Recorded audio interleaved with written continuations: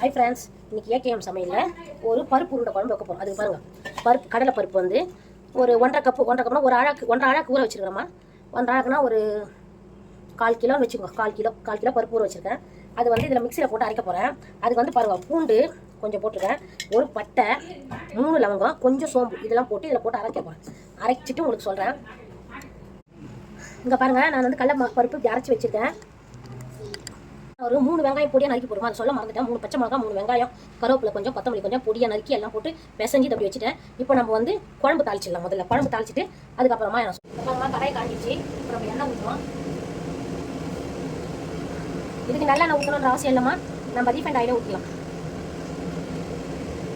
எண்ணெய் காயிட்டோம். 3 வெங்காயம், கொஞ்சம் கருவேப்பிலை, கொஞ்சம் கொத்தமல்லி,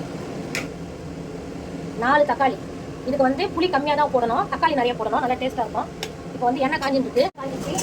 இது வந்து கொஞ்சம் கடுகு உளுந்து போடுறேன்,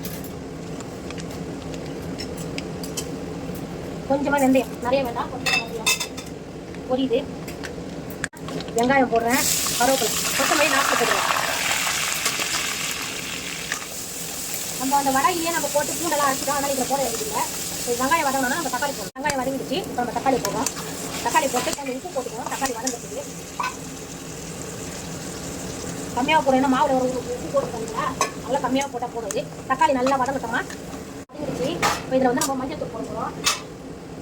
மஞ்சள் தூள் வந்து 1 ஸ்பூன், 1.5 ஸ்பூன் மஞ்சள் தூள். மிளகாய் தூள் வந்து ஒரு 3 ஸ்பூன் போட போகிறோம்.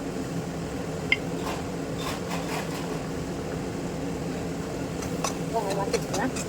நான் வந்து புளி வந்து ஒரு 50 கிராம் புளி கரைச்சி ஃபில்டர் பண்ணி வச்சுட்டேன். இப்போ நம்ம இதை ஊற்றணும். இது புளி நிறைய வேணாமா, தக்காளி தான் நிறைய போடணும். இது இப்போ பாருங்கள், அந்த புளியை நான் இதில் ஊற்றிடுறேன். இது நல்லா கொதிக்கணுமா. கொதிச்சதுக்கப்புறம் நான் இதில் இன்னொன்று ஊற்றுவேன். அது என்னன்னு நான் அப்புறமா சொல்கிறேன். கொதிச்சு உருண்டை போடுறதுக்கு முன்னாடி இது நல்லா கொதிக்கிட்டோமா. உப்பு காரம் உங்களுக்கு எவ்வளோ தேவையோ அவளுக்கு பார்த்து போட்டுக்கணுமா. இப்போ நான் வந்து உருண்டை நான் போட போகிறேன். எண்ணெய் ஊற்றி காஞ்சிச்சு எண்ணெய். நான் குழம்பு கொதிக்குது எனக்கு, அதுக்குள்ள உருண்டையை போட்டுக்கிறேன். நான் பொரிச்சு தான் போனோம், நான் அதான் செய்வேன். நான்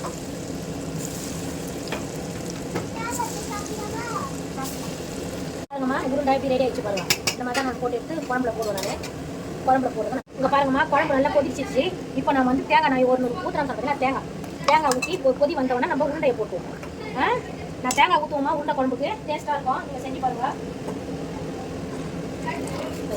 தேங்காய் ஊற்றிருக்கேன். இது ஒரு கொதி வரட்டும். வந்தவொடனே நம்ம ஒரு கொதி வந்தோடனே நம்ம உருண்டையை போட்டு காட்டலாம். எப்படி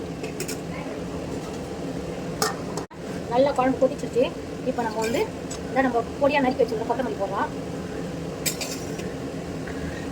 இப்போ வந்து நம்ம இந்த உருண்டையை போடுறோம். பாருங்கள், ஸ்டவ் ஆஃப் பண்ணிடுவோம். ஆஃப் பண்ணிவிட்டு உருண்டையை கொஞ்சம் போட்டுக்கோங்க. கொஞ்சம் சாப்பிட்றது கொஞ்சம் உருண்டையை குழம்புல, ஏன்னா குழம்புல நிறைய போட்டோம்னா குழம்பு ஃபுல்லாக இழுத்துக்கும் உருண்டையை. அதனால் கம்மியாக போட்டுக்கணும். அதுக்கப்புறம் சைடில் சாப்பிட்றது வச்சுக்கணும். பாருங்கம்மா, இதுதான் உருண்டை குழம்பு. இந்த வீடியோ உங்களுக்கு பிடிச்சிருந்ததுன்னா லைக் பண்ணுங்கள், ஷேர் பண்ணுங்கள், சப்ஸ்கிரைப் பண்ணுங்கள். சூப்பராக இருக்கும் இந்த உருண்டை குழம்பு. இந்த மாதிரி பொரிச்சு போட்டிங்கன்னா நல்லாயிருக்கும். செஞ்சு சாப்பிட்டு பாருங்கள், டேஸ்ட்டாகவும் இருக்கும். நெக்ஸ்ட் வீடியோவில்